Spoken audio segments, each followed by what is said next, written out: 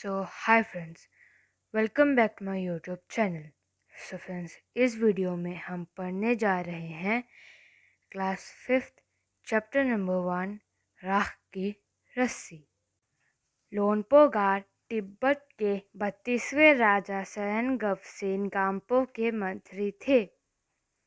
वे अपनी चालाकी और हाजिर जवाबी के लिए दूर दूर तक मशहूर थे। कोई उनके सामने टिकता ना था। चैन से जिंदगी चल रही थी, मगर जब से उनका बेटा बड़ा हुआ था, उनके लिए चिंता का विषय बना हुआ था। कारण ये था कि वह बहुत भोला था। होशियारी उसे छूकर भी नहीं गई थी। लोनपोगार ने सोचा, मेरा बेटा बहुत सीधा साधा है, मेरे बाद इसका काम कैसे चलेगा। एक दिन लोनपोगार ने अपने बेटे को 100 भेड़ें देते हुए कहा, तुम इन्हें लेकर शहर जाओ, मगर इन्हें मारना या बेचना नहीं। इन्हें वापस लाना 100 जौ के बोरे के साथ, वरना मैं तुम्हें घर में नहीं घुसने दूंगा। इसके बाद उन्होंने बेटे को शहर की तरफ रवाना किया। लोनपोगार का बेटा शहर पहुंच गया, मगर इतने बोरे जौ खरीदने के लिए उसके पास रुपए ही कहाँ थे। वह इस समस्या पर सोचने विचारने के लिए सड़क किनारे बैठ गया, मगर कोई हल उसकी समझ में ही नहीं आ रहा था।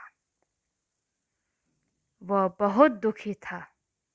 तभी एक लड़की उसके सामने आ खड़ी हुई। क्या बात है, तुम इतने दुखी क्यों हो? लोनपोगार के बेटे ने अपना हल कह सुनाया। इसमें इतना दुखी होने की कोई बात नहीं, मैं इसका हल निकाल देती हूँ।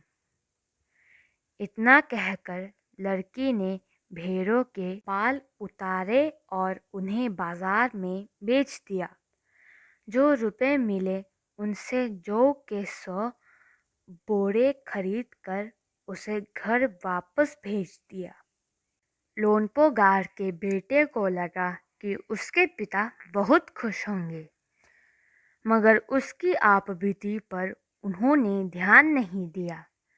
वे उठकर कमरे से बाहर चले गए। दूसरे दिन उन्होंने अपने बेटे को बुलाकर कहा, पिछली बार भेड़ों के बाल उतार कर बेचना मुझे ज़रा भी पसंद नहीं आया।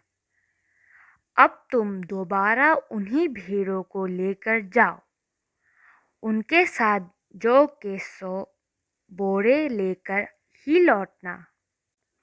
एक बार फिर निराश लोनपोगार का बेटा शहर में उसी जगह जा बैठा। ना जाने क्यों उसे यकीन था कि वह लड़की उसकी मदद के लिए ज़रूर आएगी, और हुआ भी कुछ ऐसा ही। वह लड़की आई। उससे उसने अपनी मुश्किल कह सुनाई। अब तो बिना जौ के 100 बोरों के मेरे पिता मुझे घर में नहीं घुसने देंगे। लड़की सोचकर बोली, एक तरीका है। उसने भेड़ों के सींग काट लिए, उन्हें बेचकर जो रुपए मिले उनसे 100 बोरे जौ खरीदे। बोरे लोनपोगार के बेटे को सौंपकर लड़की ने उसे घर भेज दिया। भेड़े और जौ के बोरे पिता के हवाले करते हुए लोनपोगार का बेटा खुश था। उसने विजय भाव से सारी कहानी कह सुनाई। लोनपोगार बोले, उस लड़की से कहो कि हमें 9 हाथ लंबी राख की रस्सी बनाकर दे। उनके बेटे ने लड़की के पास जाकर पिता का संदेश दोहरा दिया। लड़की ने एक शर्त रखी, मैं रस्सी बना तो दूंगी, मगर तुम्हारे पिता को वो गले में पहननी होगी। लोनपोगार ने सोचा, ऐसी रस्सी बनाना ही असंभव है, इसलिए लड़की की शर्त मंजूर कर ली।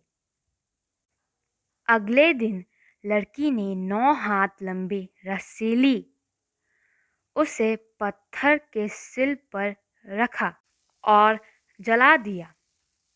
रस्सी जल गई, मगर रस्सी के आकार की राख बच गई।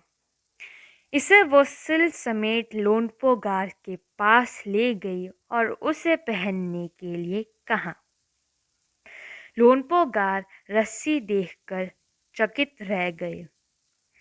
वे जानते थे कि राख की रस्सी को गले में पहनना तो दूर, उठाना भी मुश्किल है। हाथ लगाते ही वो टूट जाएगी। लड़की की समझदारी के सामने उनकी अपनी चालाकी धरी रह गई।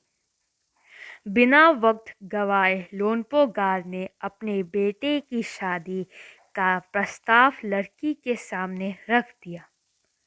धूमधाम से उन दोनों की शादी हो गई। धन्यवाद। Make sure that you subscribe to my channel and hit the bell icon. Thanks for watching.